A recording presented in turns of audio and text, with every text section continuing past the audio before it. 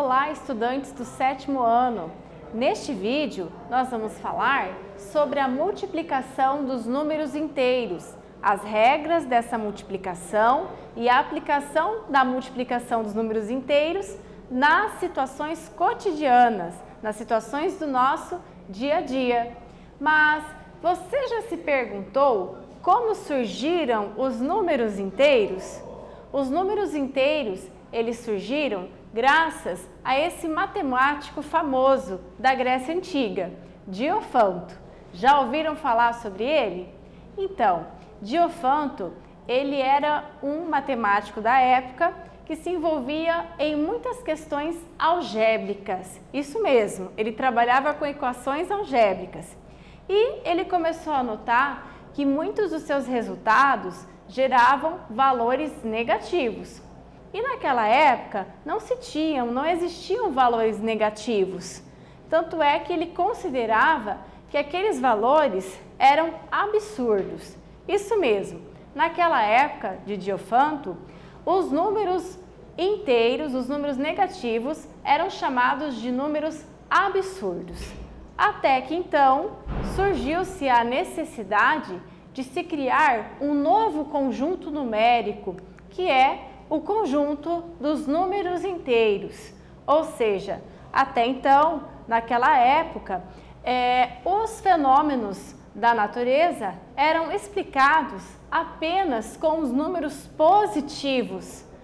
Mas, vendo que existiam situações onde os números negativos também faziam parte, criou-se o conjunto dos números inteiros, que é a junção dos números positivos com os números negativos.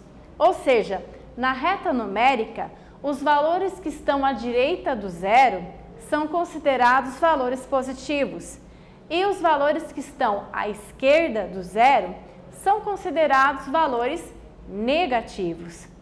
E olha só, os números negativos, eles servem para expressar, por exemplo, temperaturas muito baixas, ou seja, temperaturas muito frias. Elas são expressas, geralmente, como negativas, ou temperaturas abaixo de zero, ok? Bom, mas também temos que falar sobre a multiplicação dos números inteiros. Você lembra das regras da multiplicação dos números inteiros?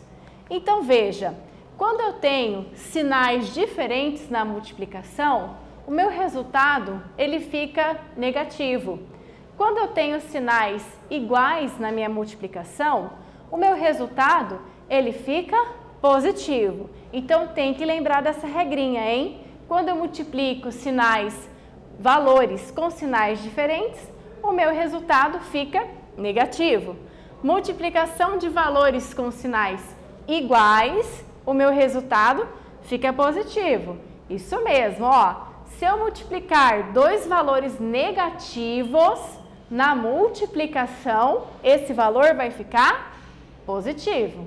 Tudo bem? Então, vamos lá. Recapitulando, essa regra, ela é apenas para a multiplicação, ok? Sinais iguais, fica positivo. Sinais diferentes, resultado negativo, ok? Mas também temos que lembrar das outras operações, né? Quando eu tenho, por exemplo, soma, tá? Eu tenho sinais iguais nessa soma. Se eu tenho sinais iguais nessa soma, o sinal se repete. Isso mesmo. Se eu somo dois valores positivos, o resultado também fica positivo. Se eu somo dois valores negativos, o resultado também vai ficar negativo, ok?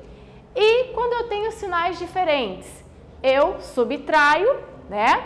E o resultado fica de acordo com o termo de maior sinal, ok? Neste vídeo, nós falamos sobre a multiplicação dos números inteiros. Eu espero que vocês tenham gostado. Até breve!